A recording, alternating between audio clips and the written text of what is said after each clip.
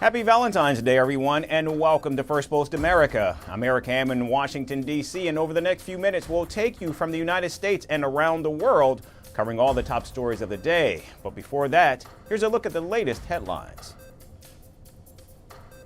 Ukraine's President Volodymyr Zelensky says a Russian drone hit a cover built to contain radiation at the Chernobyl nuclear power plant. However, radiation levels have not increased. U.S. Secretary of State Marco Rubio heads to Europe after his plane was forced to turn around due to a mechanical issue. The United Arab Emirates calls for a humanitarian pause in the Sudan war during the upcoming Muslim holy month of Ramadan, as leaders meet in Ethiopia to discuss the conflict. Mexico's President Claudia Sheinbaum threatens to sue Google after it changed maps to say the Gulf of America instead of the Gulf of Mexico following President Donald Trump's orders. And TikTok returns to Apple and Google app stores in the United States nearly a month after a new security law forced its removal, which was paused by President Donald Trump after he took office.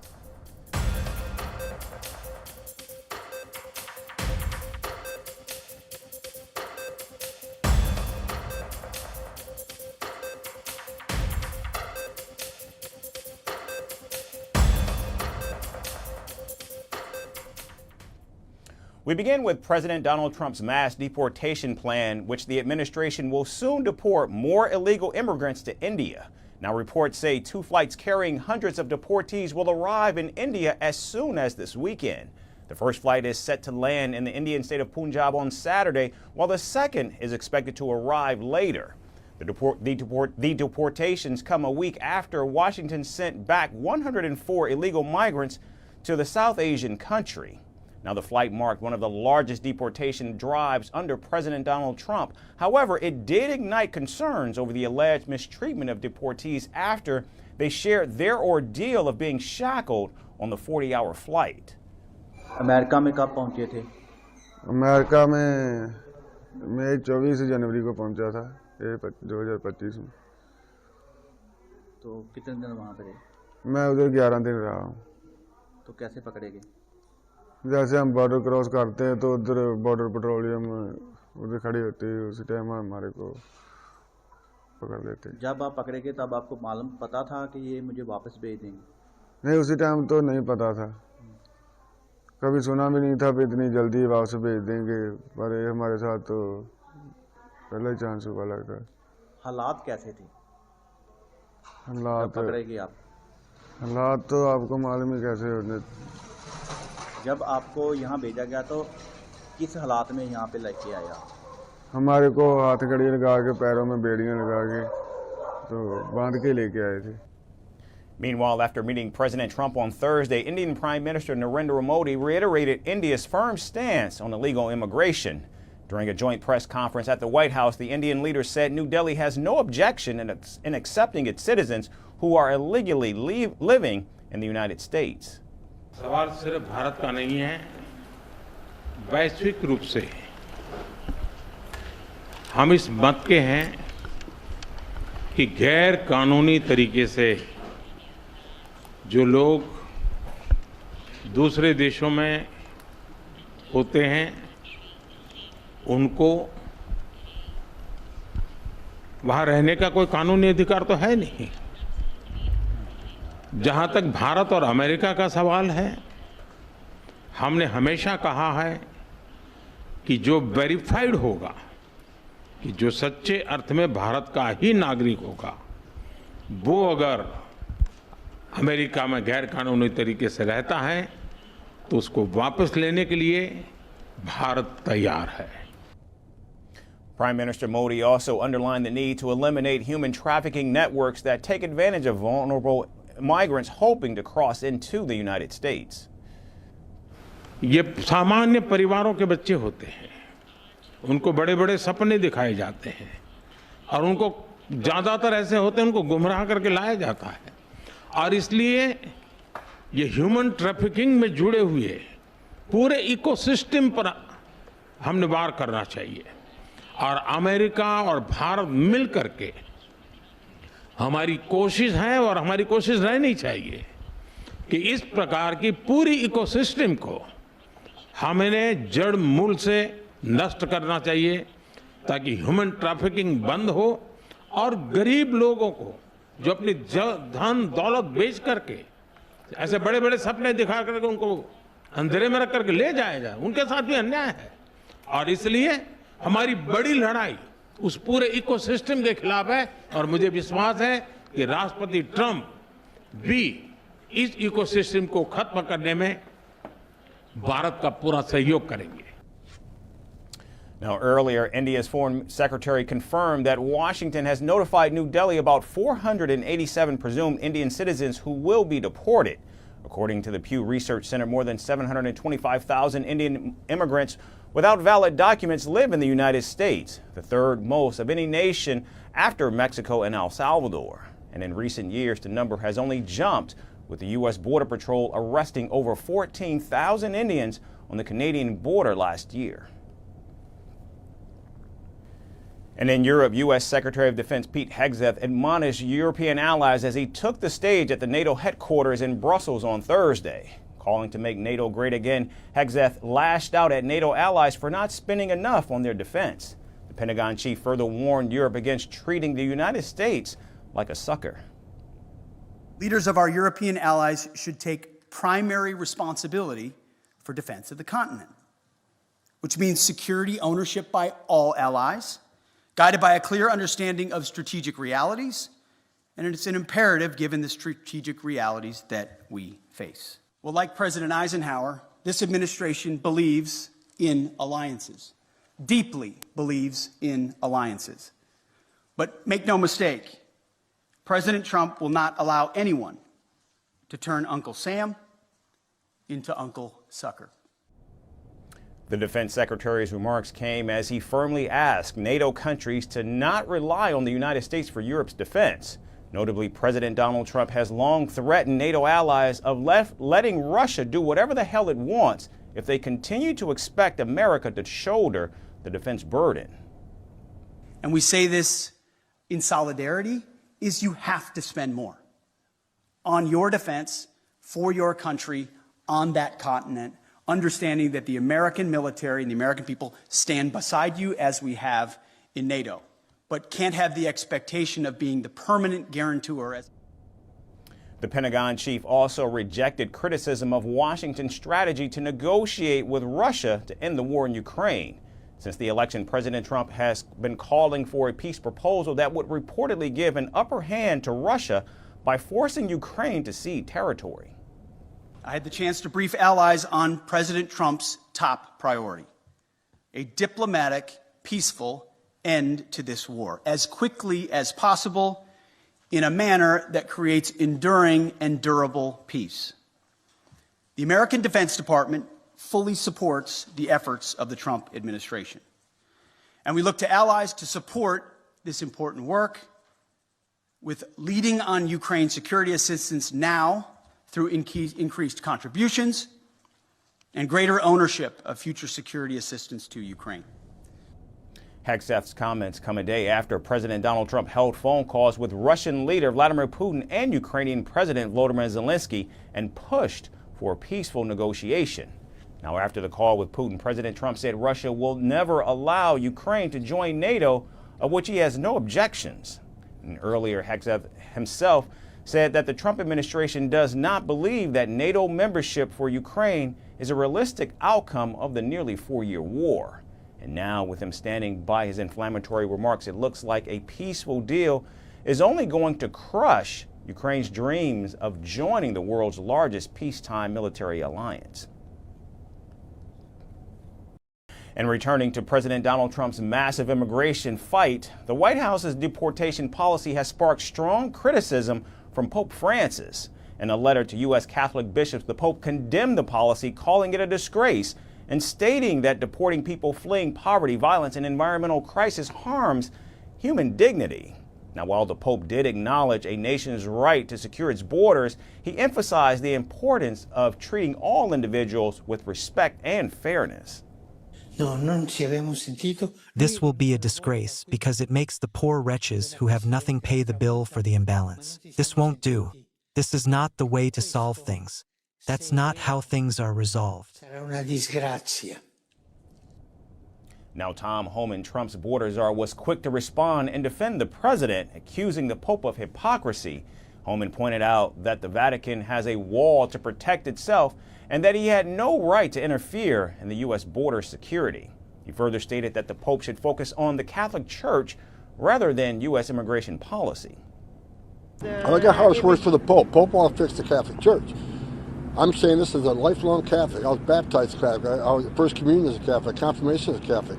He ought to fix the Catholic Church and concentrate on his work and leave border enforcement to us. He wants to attack us for securing our border. He's got a wall around the Vatican, does he not?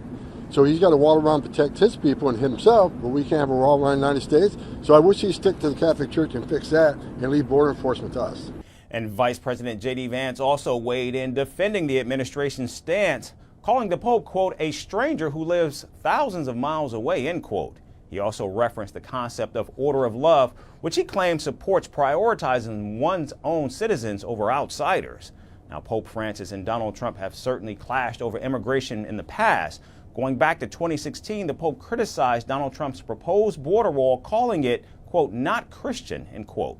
So as tensions rise, the debate over immigration continues, and the Trump administration remains firm in its stance, arguing that national security and law enforcement must take priority. Meanwhile, religious leaders and immigrant advocates push back, insisting on policies that prioritize human dignity and compassion. But as protests grow and political pressure mounts, one question remains: how long before something gives? Prime Minister Narendra Modi's visit to Washington, D.C. was a spectacle of power, diplomacy, and charm. The Indian leader navigated high-stakes meetings with ease, from the White House to Blair House. But beyond policy and partnerships, it was the candid moments that truly defined Prime Minister Modi's visit. One such highlight is when the Prime Minister met tech titan Elon Musk and his three musketeers. Here's more on the Modi visit. Indian Prime Minister Narendra Modi landed in Washington, D.C. to a hero's welcome, becoming just the fourth leader to meet President Donald Trump. Their camaraderie, often called a bromance, was on full display.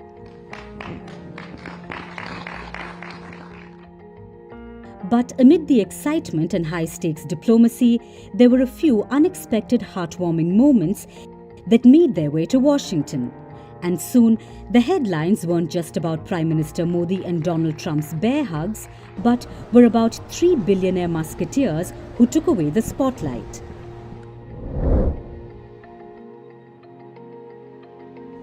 Prime Minister Modi's meeting with tech billionaire Elon Musk at the Blair House was a major highlight. But it wasn't just about SpaceX, Tesla, and artificial intelligence. Musk brought along his 3 children, X, Strider, and Azure, adding a charming twist to the high-profile meeting. X, usually the mischievous one, sat wide-eyed as the Indian leader spoke, while Strider and Azure blended in effortlessly. Prime Minister Modi, always one to add a personal touch, gifted them 3 classic books: The Crescent Moon by Rabindranath Tagore, The Great R.K. Narayan Collection, and Panchatantra by Pandit Vishnu Sharma. Pictures soon flooded social media, showing Musk's children flipping through the books. Their curiosity piqued. The world saw not just a diplomatic engagement, but a moment of warmth and connection.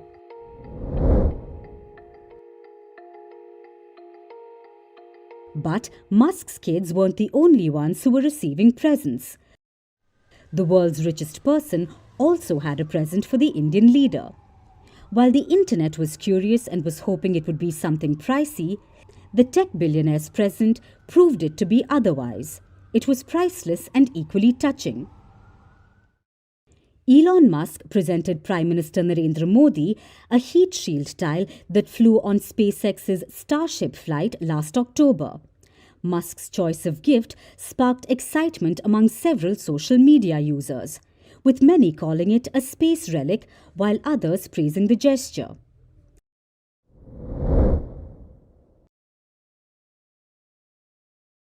But beyond the lighter moments, Prime Minister Modi's visit had a serious agenda. His discussions with Musk revolved around space exploration, artificial intelligence, and India's growing role in the digital economy. Musk, now leading the Department of Government Efficiency or DOGE under the Trump administration, also shared insights on governance reforms, and both agreed on the need for innovation-driven progress. Yet amid the economic strategies and tech deals, it was the human moments that captured hearts. From celebrating Vice President J.D. Vance's son Vivek's birthday in Paris to engaging a billionaire's kids in Indian literature, Prime Minister Modi showed that balancing power and warmth, policy and people was necessary, with a hint of diplomacy at its finest. And we end the week just as we began it, with former hip-hop star turned chaos agent Kanye West. Now, according to reports, the former designer's marriage has hit a dead end. And after a series of controversial public appearances, including his wife's nearly nude Grammy look and Ye's latest controversial meltdown on social media, where he declared himself a Nazi and claimed dominion over his wife, the couple has allegedly sought legal counsel for a divorce. Now, reports claim that his wife, who has expressed support for Israel, was pushed over the edge by Ye's swastika-themed merch stunt. Our final story takes you inside their faltering marriage. Our Valentine's Day, the annual celebration of overpriced roses, extravagant gestures, and the occasional breakup bombshell. While couples around the world are busy penning love notes and clinking champagne glasses, rapper Ye and his wife Bianca Censori have reportedly chosen to mark the occasion in a little different way, by calling it quits. According to reports, the couple has already sought legal counsel for divorce. Censori has also reportedly secured a $5 million payout, because nothing says happily ever after than a tidy financial settlement. Their relationship had been teetering on the edge of chaos for a while, but their final red carpet appearance at the Grammys might have sealed the deal. And just when you thought it couldn't get any messier, Ye took to X for one of his signature meltdowns. In a now-deleted all-caps rant, he declared himself a Nazi. As if his PR team wasn't already sweating bullets, he also claims that he has dominion over his wife. If that wasn't alarming enough, his Yeezy website was promptly yanked after attempting to sell swastika-emblazoned t-shirts. But what was the final straw for Censori? According to reports, it wasn't the public nudity, the dictatorial Instagram captions, or even the apocalyptic-level controversies. In all likelihood, it was Ye's Nazi-themed fashion statement. Apparently, Bianca Censori has publicly expressed support for Israel, and hence she might have decided that she has reached her personal limit for extreme political statements. According to a report, she has had enough. The report also states that Ye feels that she will come back. Sure, buddy, nothing reignites romance like fascist-themed streetwear. The reports of rapper Ye and Bianca Censori splitting spread like wildfire. And to contain the situation, their representatives issued this statement. Ye and Bianca are in Los Angeles, about to enjoy Valentine's Day together. Announcements about their private life will come from them directly, not unsourced rumor in the tabloid press. Rapper Ye and Bianca Censori's relationship has always been a roller coaster that no one asked to ride. From their secret December 2022 wedding to their headline domination fashion stunts, they made it clear that subtlety was not in their vocabulary. But much as their love thrived on spectacle, ideological differences appear to have driven them apart.